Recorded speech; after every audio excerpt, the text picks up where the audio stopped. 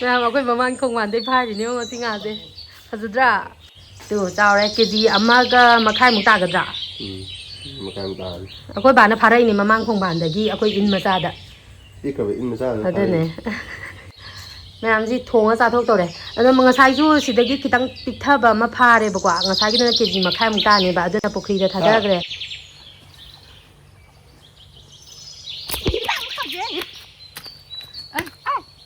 ngamaroida sumang ji ju fazare nong tabagi Myam hujik phajarak ba nga do khoi da mona thonga chatho je na semba hogre asma kok len gre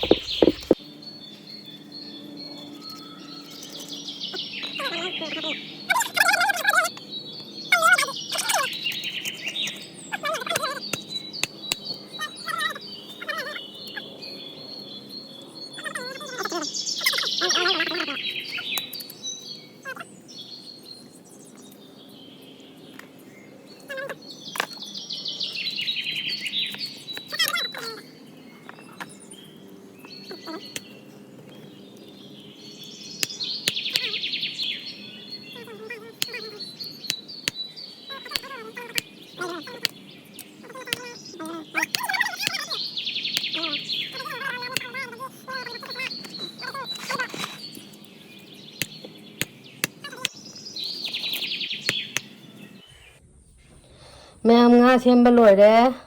to sigi sina kano tawrage toi thong age duga sigi pis ahum mari sina tawtho age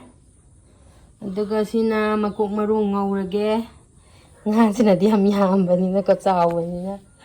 ado khoi di yam cha de ba ko khoi mi mari cha ba je khoi gi kai ai ni kitang tanga tok pani ne dum yam cha di sina dum ko na ne ba ko toi thong ma thong ani ataw ba ge ma da gi sina makok maru ngau ba gi marum yam yauram mi Myam pa mu bana lore thadara ma ju nungai te ha ba na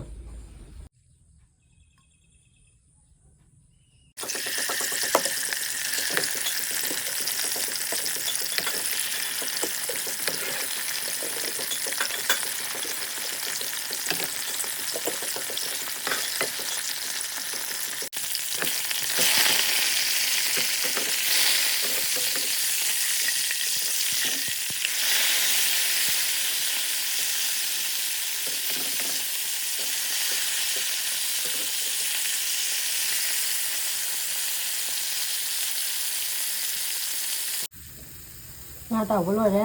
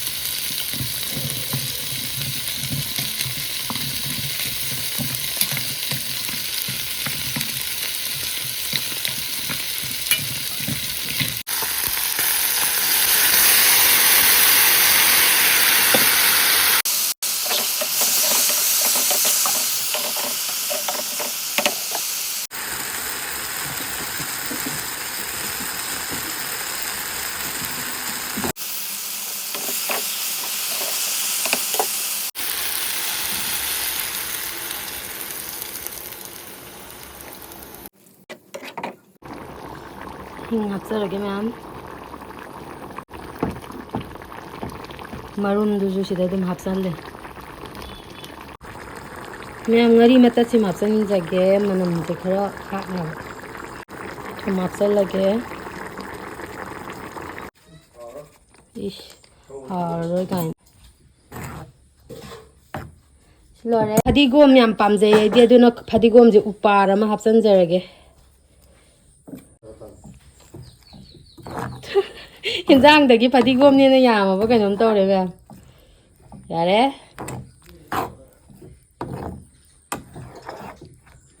harni manam di nungsire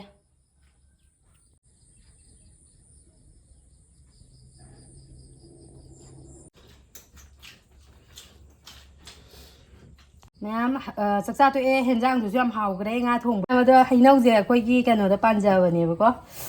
khoi inkhon da panjabane si hainau je mu charage hainau jam mulle yam hawdong male thumma yam hawbne je hainau je to phajadrong Myam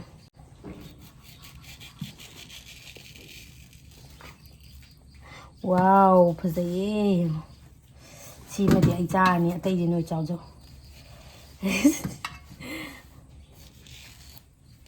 yare Myam si lere mama ge amta pibiru ni baba ge ga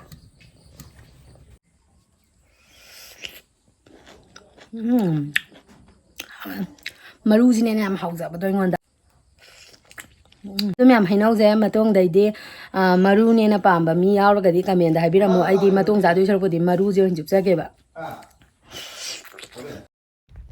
Myam akoi tamona Facebook ta thengnabadagi cargo pen ne na ama ka ka e hayebako ado yam ko ina laktre ma di cancel tawgraba jala na khalla kanda dum leibajane do 20 days muk sura kanda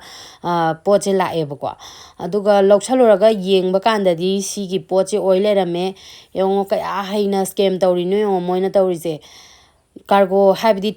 photo thagalakpa kanda di cargo akoi gi khangrau pen phaja Myam am thagale aduga akoi tamona ai chu khangaudre mana order tawbudo ko aduga smaina order tawgibani la e ye dom ta loksalamona 950 pairaga thoona thoa kanda lupa chamapan yang khaije piram makanda ise loksaluraga aina packet to hangthoga yengba kanda di Myam sigi kano si oilerame pura phurit ka kano ga se yong khangrau ga jamti yong khangrau ga se hangtorake boko Myam Phurit ka sinane akhoi amo kai lang thokpham dagi khullaga hapakpa ga samanare pura namthibana ju aidi khangdabani na tap ka paidana khotan tawrure ado hojikta hangoire etuga sarakpam phawre isa manam na marom namthiba so amna phajana scam tawbasi di akhoi je pura apangba tare ba ko Myam aduna Myam ju cheksinbiu Facebook ta thagalakpa kun maming khangdaba masa khangdaba kano dagi app dagi kano tawbigano aduna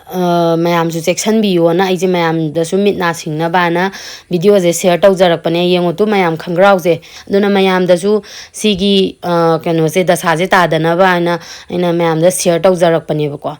je mai thadoke Myam mayang na or su amana bor ju mathunjing do patna ba aduga madi online dagi pocho kaya kaktabani na dugumbagi knowledge su kaya leitabani madi khangdabani ba ko na Facebook ta thengnare na dum kaksalu bane do Myam ju cheksinbiu sigumba scam sidagi return tawbasu yadre Myam number jom tha chatre aduna dum mangjabada tare Myam ju cheksinbiu order tawrise